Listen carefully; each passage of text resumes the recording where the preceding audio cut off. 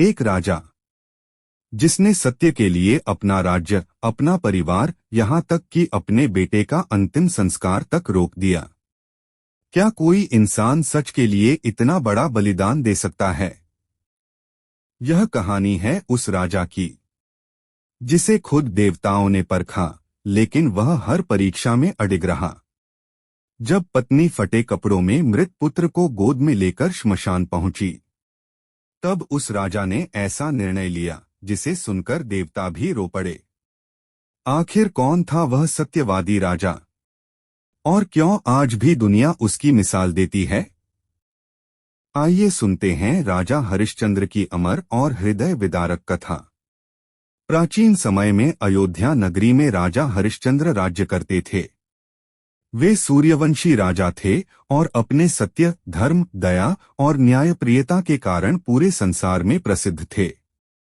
उनकी सबसे बड़ी विशेषता यह थी कि वे किसी भी परिस्थिति में झूठ नहीं बोलते थे। उनके राज्य में प्रजा सुखी थी, कहीं अन्याय नहीं था और धर्म का पालन होता था। देवताओं के लोक में भी राजा हरिश्चंद्र की सत्यनिष्ठा की चर्चा होने लगी। एक दिन देवराज इंद्र की सभा में देवर्षि नारद मुनि पहुंचे। वे वीणा बजाते हुए नारायण नारायण का जाप कर रहे थे। सभा में बैठकर उन्होंने कहा, हे देवताओं, पृथ्वी पर राजा हरिश्चंद्र जैसा सत्यवादी और धर्मात्मा राजा कोई नहीं है। वह सत्य के लिए अपना सब कुछ त्याग सकता है। नारद मुनि की यह बात सुनकर कुछ देवता आश्चर्य में पड़ गए। तभी महर्षि विश्वामित्र ने कहा, क्या सचमुच कोई मनुष्य इतना सत्यवादी हो सकता है कि अपने प्राण, राज्य और परिवार तक का त्याग कर दे? नारद मुनि मुस्कुराए और बोले, हे मुनिवर, हरिश्चंद्र सत्य की प्रतिमा है। यदि परीक्षा लेनी हो तो आप स्वयं उनकी परीक्षा ले सकते हैं। महर्षि विश्वामित्र ने राजा हरिश्चंद्र की परीक्षा लेने का निश्चय किया।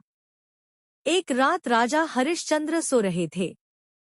तभी स्वप्न में महर्षि विश्वामित्र उनके सामने प्रकट हुए और बोले, राजन, आपने मुझे अपना संपूर्ण राज्य दान में देने का वचन दिया है।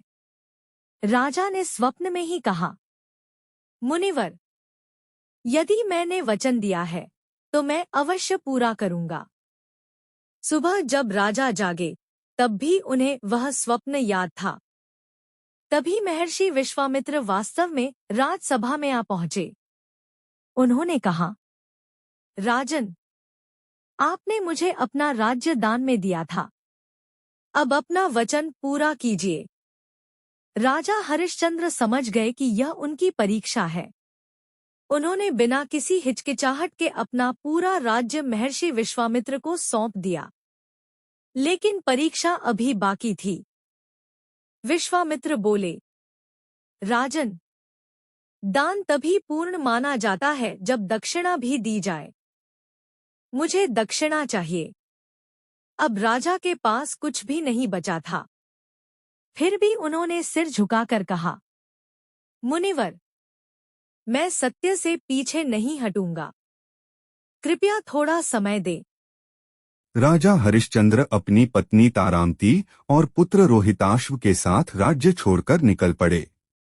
वे काशी पहुंचे।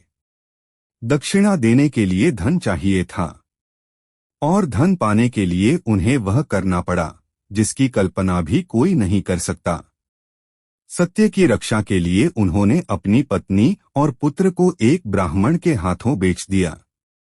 लेकिन फिर भी दक्षिणा पूरी नहीं हुई।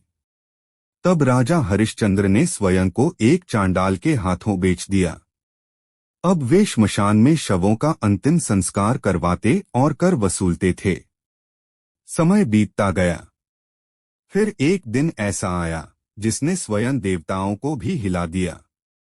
जंगल में सर्पदंश के कारण उनके पुत्र रोहिताश्व की मृत्यु हो गई। तारामती अपने मृत पुत्र को गोद में लेकर रोती हुई श्मशान पहुंची।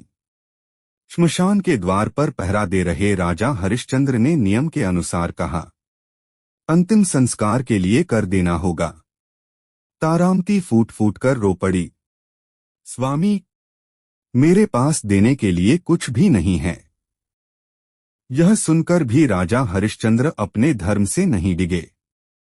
उन्होंने भारी मन से कहा, धर्म और नियम सबके लिए समान है। बिना कर दिए अंतिम संस्कार नहीं हो सकता। तब तारामती ने कांपते हाथों से अपनी साड़ी का आधा भाग फाड़कर कर के रूप में देना चाहा। और तभी आकाश में तेज प्रकाश फैल गया। देवता, ऋषि और महर्षि विश्वामित्र वहां प्रकट हो गए। महर्षि विश्वामित्र की आंखें नम थी। उन्होंने कहा, राजन, आपने सत्य और धर्म की ऐसी परीक्षा उत्तीर्ण की है जैसी कोई दूसरा मनुष्य नहीं कर सकता। देवर्षि नारद बोले, मैंने कहा था, सत्य के लिए हरिश्चंद्र सब कुछ त्याग सकते हैं। तभी देवताओं ने उनके पुत्र रोहिताश्व को पुनर्जीवित कर दिया।